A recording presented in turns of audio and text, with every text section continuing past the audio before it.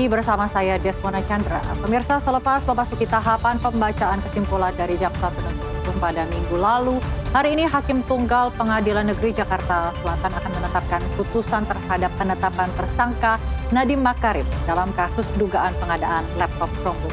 Dan berikut kita ikuti bersama jalannya sidang putusan pra-peradilan Nadiem Makarim. Namun mengenai kekuatan pembuktian dari masing-masing alat bukti tersebut, Hakim pra-peradilan tidak berwenang menilai. Menimbang bahwa berdasarkan hal-hal yang telah diuraikan di atas, maka secara formal termohon telah memiliki 4 alat bukti yang sah menurut ketentuan pasal 184 KUHP sebagai dasar untuk menetapkan pemohon sebagai tersangka.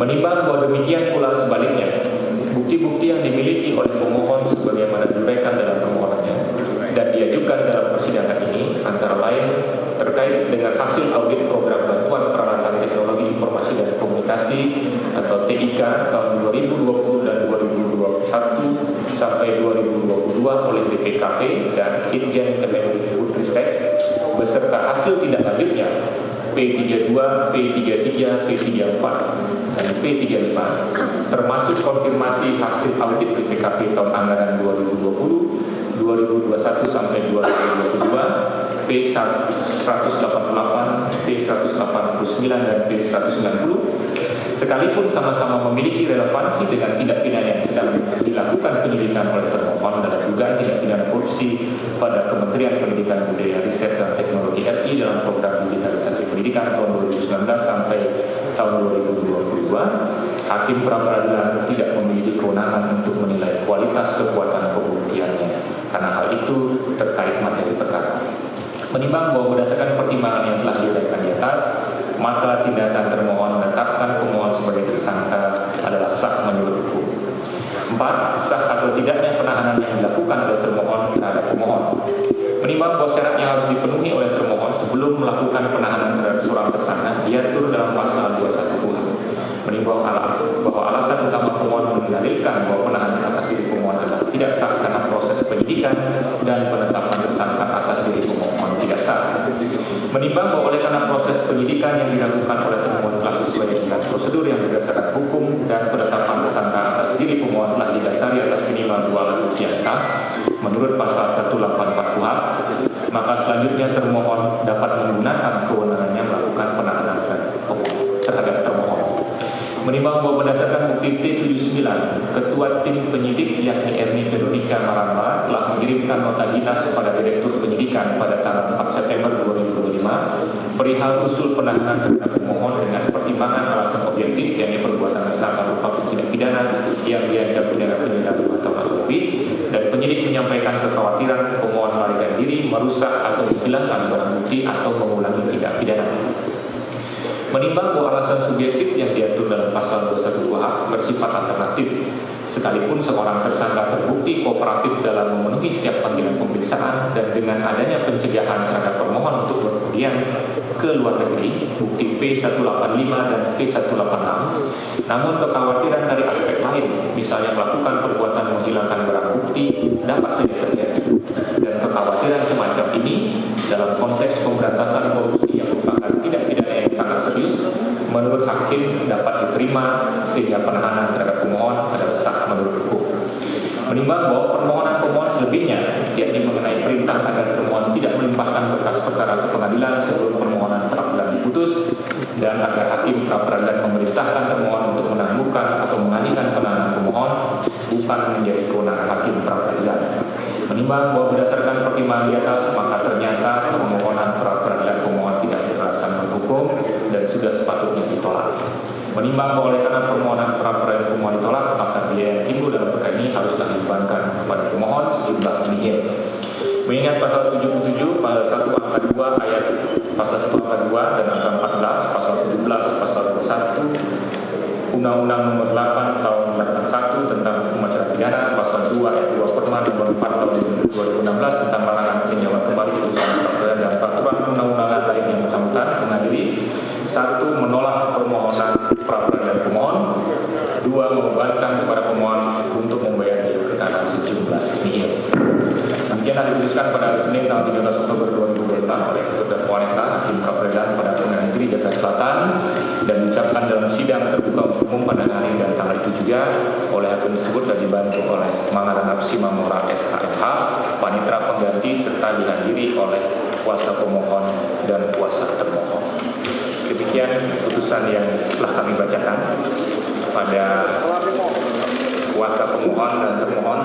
Dengan selesainya pembacaan putusan ini, sidang pra peradilan kami nyatakan selesai dan saya mengucapkan terima kasih kepada para pemohon, kuasa pemohon dan kuasa termohon serta hadirin sekalian yang sudah mengikuti persidangan dari awal sampai akhir dengan tertib sehingga persidangan berjalan lancar. Sidang saya nyatakan selesai dan tutup.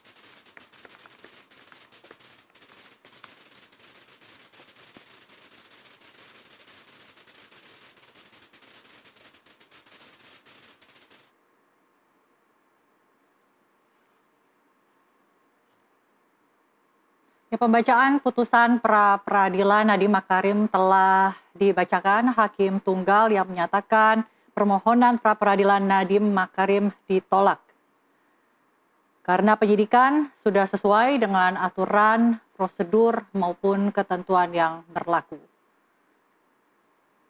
Dan selanjutnya perkara akan segera dilimpahkan ke Jaksa Penuntut Umum untuk dapat diteruskan ke persidangan ataupun di meja hijau. Dalam sidang pembacaan putusan pra peradilan Nadiem Makarim, tampak dari layar kaca Anda, kami juga melihat istri dari mantan Mendikbudristek Nadiem Makarim, yakni Franka Franklin Makarim, yang ikut menyimak pembacaan sidang putusan oleh Hakim Tunggal di Pengadilan Negeri Jakarta Pusat. Jakarta Selatan maksud kami. Dan saat ini Nadiem Makarim masih menjalani tahanan di Rutan Salemba, Jakarta Selatan. Setelah sidang perkaranya dimulai sejak tanggal 3 Oktober 2025 lalu, ketika Nadiem Makarim menjalani sidang pra peradilannya yang pertama. Diketahui pada tanggal 4 September 2025, Nadiem ditetapkan sebagai tersangka atas kasus dugaan korupsi pengadaan sistem Chromebook di Kemendikbudristek. Yang kemudian pada tanggal 3 Oktober, Nadiem melalui kuasa hukumnya mengajukan gugatan pra peradilan terkait penetapan tersangka dan penahanan. Sementara itu, selain Nadiem Makarim, ada 4 tersangka lainnya yang juga dijadikan tersangka atas pengadaan sistem laptop Chromebook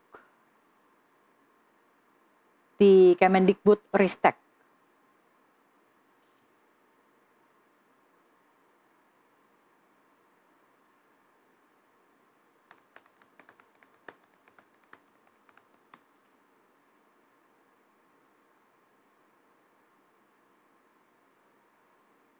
Ya pemirsa, dari putusan yang baru saja dibacakan oleh Hakim Tunggal, Nadiem resmi menyandang status tersangka atas kasus korupsi Chromebook.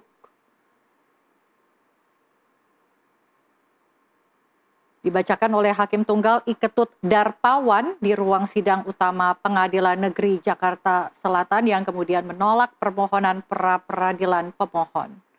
Sehingga proses yang menjadikan Nadiem sebagai tersangka pun tetap dilanjutkan. Dan kami akan ajak Anda untuk menyimak langsung keterangan yang akan disampaikan oleh istri dari mantan Mendikbud Ristek Nadiem Makarim, Franka Franklin Makarim.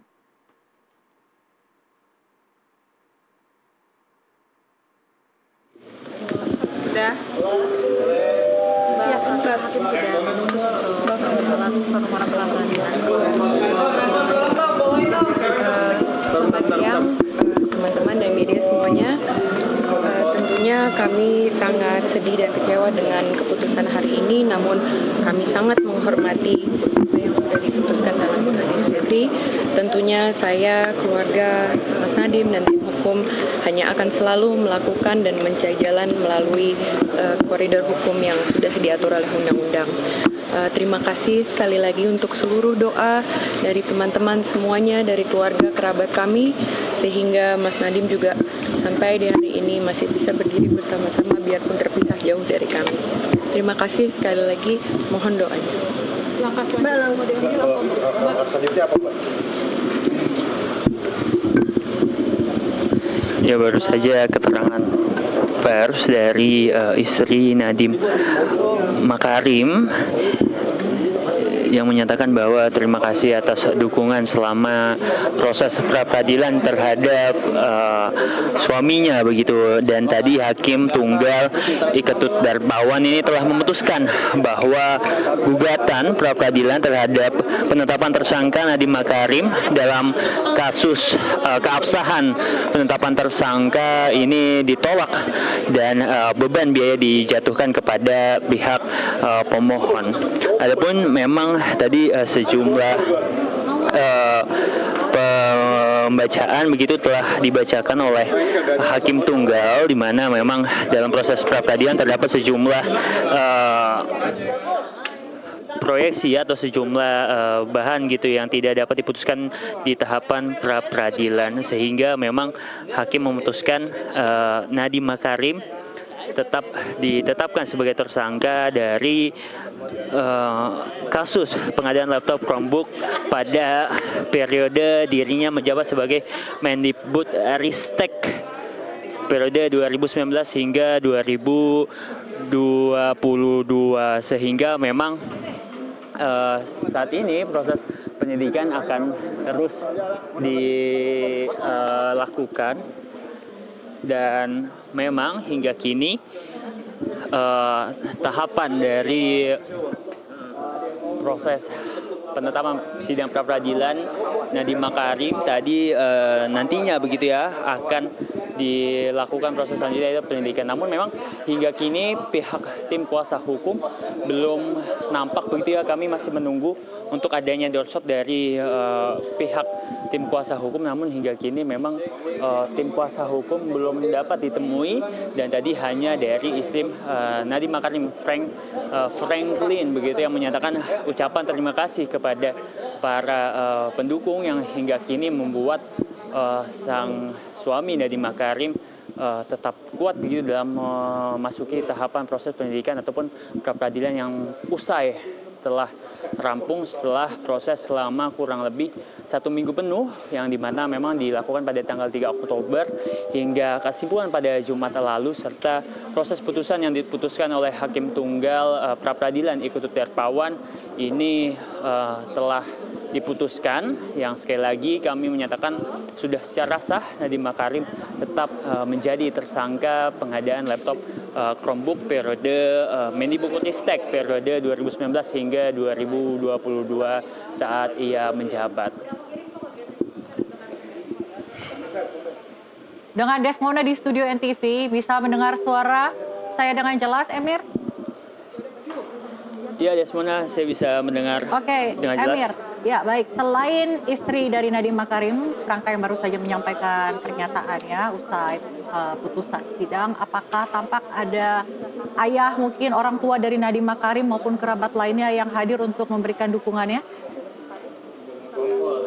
Ya memang Desmona tadi kami nampak begitu ya terdapat sejumlah sanak keluarga nih ayah Nadiem Makarim, Nono Anwar Makarim serta Ibu Nadiem Atika Al-Gadrich ini juga turut hadir secara langsung dan tadi nampak begitu ya kerabat sanak saudara Nadiem Makarim itu sendiri hadir secara langsung untuk melihat dan menyaksikan putusan yang memang hingga kini pihak keluarga begitu menyatakan cukup kecewa dengan hasilnya, namun mereka menghormati proses hukum pra-peradilan yang memang telah dilakukan selama 1 minggu penuh yang dimana ditetapkan oleh Hakim Tunggal. Tadi kami juga mendengar begitu terdapat sejumlah aspek-aspek begitu di mana memang beberapa aspek yang memang diajukan oleh pihak pemohon ini tidak dapat ditetapkan pada proses pra-peradilan yang dimana itu sudah memasuki ranah penetapan kasus begitu tadi disampaikan oleh Hakim Tunggal dan memang hingga kini Nadiem Makarim sudah ditetapkan sebagai tersangka laptop Chromebook periode 2019 hingga 2022. Desmona. Baik, Emir, selain keluarga dan juga kerabat yang hadir di persidangan untuk memberikan dukungannya kepada Nadiem, apakah tampak tokoh anti korupsi yang sebelumnya memberikan pandangannya terkait bagaimana proses hukum penetapan tersangka Nadiem Makarim? Ya memang jika kami memantau begitu ya tadi prosesnya memang hanya sejumlah sanak keluarga dan memang hingga kini ini kami akan mendengarkan doorstop dari kuasa hukum Nadiem Makarim, Desmona. Ya.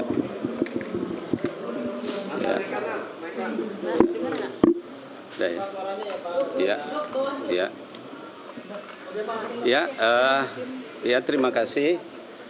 Terima kasih atas dukungan rekan-rekan untuk meliput jalannya persidangan sehingga bisa diketahui memang jalannya persidangan pra-peradilan masih normatif, artinya memang ketentuan perundangan mengenai pra-peradilan ya berdasarkan norma hukum positifnya memang seperti apa yang disampaikan oleh hakim.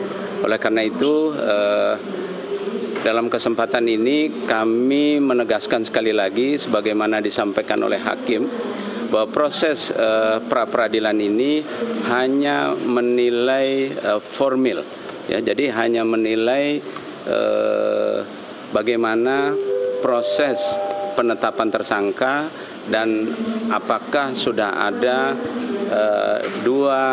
minimal dua alat bukti sebagaimana ditetapkan oleh Mahkamah Konstitusi.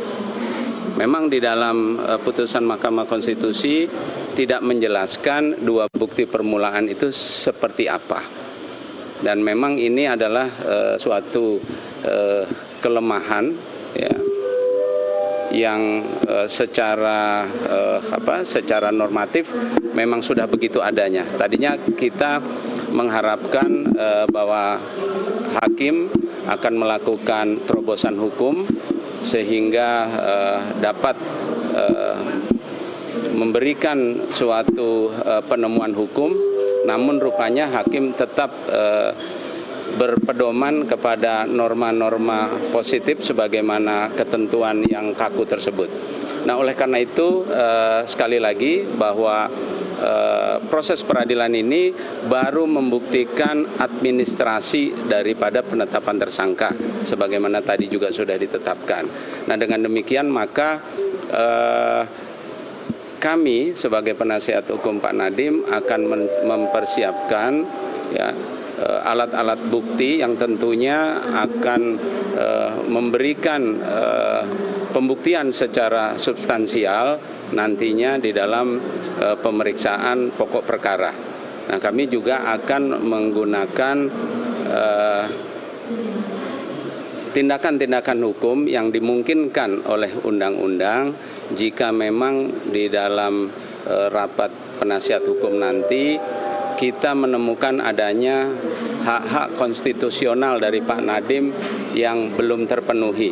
Nah, tentunya kami akan tetap mengikuti prosedur hukum yang ada di dalam membela hak konstitusional daripada Pak Nadiem, khususnya berkaitan dengan kerugian negara, perhitungan kerugian negara, karena sampai saat selesainya proses pra-peradilan belum dimajukan hasil perhitungan kerugian negara sebagai bukti permulaan di dalam penetapan tersangka. Nah, walaupun bagi kami hal ini merupakan sesuatu yang harus dipertimbangkan sebelum dilakukannya penetapan tersangka, namun dikarenakan undang-undang tidak menyatakan demikian, maka tentunya kami harus mengambil langkah-langkah hukum yang lain agar kepastian hukum dan persamaan hukum yang merupakan hak konstitusi dari Pak Nadiem dapat tetap dipenuhi. Demikian. Pak, selanjutnya kan artinya persidangan yang dilakukan nantinya setelah P21 begitu ya Pak, dan nanti mungkin kalau dari jaksa kan menyebutkan bahwa sebetulnya kerugian negara itu tidak harus dari LHKI ataupun juga dari BPK begitu yang memeriksa. Nanti mungkin apa yang nanti akan disiapkan dari pihak Nadiem sendiri untuk di persidangan untuk membuktikan bahwa tidak adanya kerugian negara? Hakim tidak menyebutkan mengenai bagaimana alat bukti. Hakim hanya menyebutkan bahwa di dalam penetapan tersangka cukup penyidik memiliki minimal 2 alat bukti tanpa mempersyaratkan alat bukti seperti apa. Sepanjang alat bukti itu sesuai dengan 184 KUHP, maka sudah dinilai penetapan tersangkanya sudah berdasarkan ketentuan dan sudah sah itu. Jadi tidak menyebut mengenai alat bukti yang mana. Jadi habis ini akan menemui Mas Nadiem gitu Pak untuk memberitahukan atau seperti apa? Ya, sudah ada, kita ada pembagian tugas dari tim kuasa hukum yang memberi tahu mengenai hasil daripada pra-peradilan ini ke Pak Nadiem. Ya. Ada lagi? Ya, terima kasih. Terima kasih. Ya, terima kasih. Pak Nadiem masih Pak Nadiem sudah selesai ya. Ya, Pak Nadiem sudah selesai menjalani operasi yang pertama dan kemudian saat ini pembantaran sudah selesai dan saat ini Pak Nadiem ada di dalam rutan kejaksaan. Ya. Di Kejari, Jakarta Selatan. Ya. Ya, terima kasih. Terima kasih. Ya, tadi baru saja keterangan dari Dodi Abdul Qadir selaku kuasa hukum Nadiem Makarim, yang dimana tadi disampaikan bahwa dalam penetapan tersangka Nadiem Makarim tadi Hakim Tunggal menyatakan bahwa tidak diperlukannya sebuah alat bukti seperti apa, namun memang dalam ranah penyidikan hanya memerlukan 2 alat bukti, namun tidak dimestikan seperti apa, sehingga pemohonan dari pihak tim kuasa hukum yang menyatakan bahwa tidak ada 2 alat bukti yang kuat ini secara peraturan MK ini sudah dinyatakan gugur, sehingga memang 2 alat bukti yang dimiliki oleh penyidik ini dinilai cukup kuat untuk menetapkan Nadiem Makarim sebagai tersangka.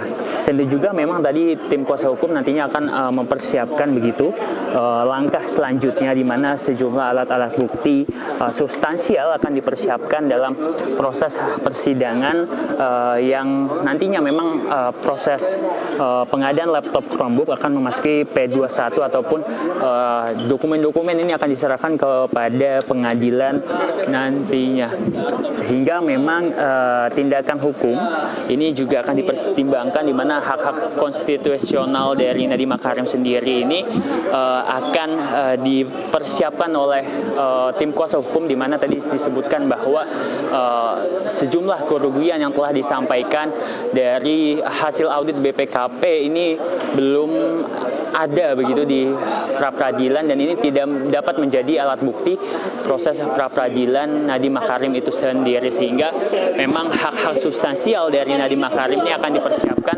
untuk dilihat pertimbangan seperti kerugian negara yang memang dinyatakan oleh Kejaksaan Agung ini mencapai 1,98 triliun rupiah dari proses pengadaan laptop Chromebook. Desmona. Ya, Emir, selain mempertanyakan substansi dari dua alat bukti yang dimiliki oleh Kejaksaan, apalagi alasan dari kuasa hukum Nadiem Makarim yang menilai proses penetapan tersangka Nadiem Makarim ini cacat hukum? Memang tadi disampaikan juga oleh Hakim Tunggal bahwa ini merupakan proses pengguguran secara formal, di mana memang tadi telah dibuktikan dalam proses pra-peradilan ini untuk membuktikan proses administrasi penetapan tersangka dari pra-peradilan yang diajukan oleh pihak pemohon, sehingga secara proses administratif seperti yang diajukan seperti sebelum adanya SPDP ataupun sprindik yang dikeluarkan ketika penetapan tersangka ini memang telah gugur. Dinyatakan bahwa proses administratif dari penetapan tersangka Nadiem Makarim pada laptop Chromebook ini dinyatakan sah begitu, dan pihak pemohon ini akan dibebankan biaya dari proses pra-peradilan itu sendiri, sehingga memang secara administratif yang tadi saya sampaikan sekali lagi, Nadiem Makarim secara sah sudah ditetapkan sebagai tersangka dalam proses penyidikan yang dilakukan oleh pihak penyidik Kejaksaan Agung dalam proses pemeriksaan saksi, dan sejumlah alat bukti ini sudah sesuai dengan prosedur. Desmona. Baik, Emir, terima kasih untuk laporan Anda. Emir Hamzah melaporkan langsung dari Pengadilan Negeri Jakarta Selatan. Baik, pemirsa, baru saja dibacakan oleh Hakim Tunggal Iketut Darpawan yang memutuskan menolak pra-peradilan pemohon kuasa hukum Nadiem Makarim, sehingga Nadiem Makarim pun sah menyandang status sebagai tersangka, dan perkara selanjutnya akan dilimpahkan ke penuntut umum untuk dibawa ke meja persidangan. Dalam pembacaan putusan pra-peradilan Nadiem Makarim hari ini juga hadir keluarga dekat dari Nadiem Makarim, istri Franka Makarim, kemudian ibunda dan juga ayah Nadiem, Nono Anwar Makarim, dan juga kerabat lainnya. Saat ini Nadiem Makarim masih menjalani tahanan di Rutan Salemba, Kejari, Jakarta Selatan. Sekian Breaking News NTV kali ini, saya Desmona Chandra pamit. Ikuti program kami selanjutnya, sampai jumpa.